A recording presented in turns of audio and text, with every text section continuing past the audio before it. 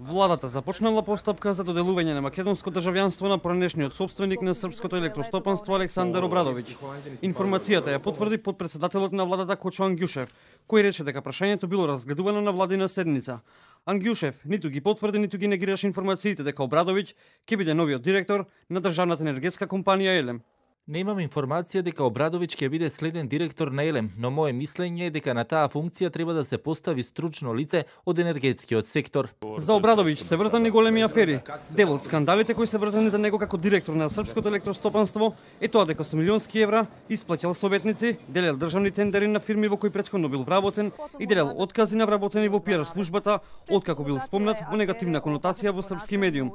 Тогашниот премиер Александар Вучиќ одлучува да го смени од раководната позиција по наводни афери кои го следат неговото работење во оваа компанија. ВМРО ДПМН денеска на пресконференција реагираше на информацијата дека за нов директор на Елем би можел да биде поставен Александар Обрадовиќ.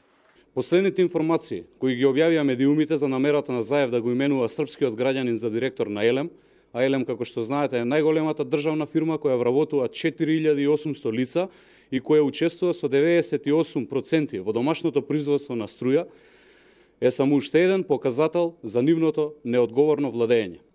Проблемот со Обрадовиќ е тоа што се поврзува со матни сделки и недомаќинско работење. Инаку во најава е дека владата ќе го разреши досегашниот директор Христијан Мицковски, кој е кадар на ВМРО ДПМН.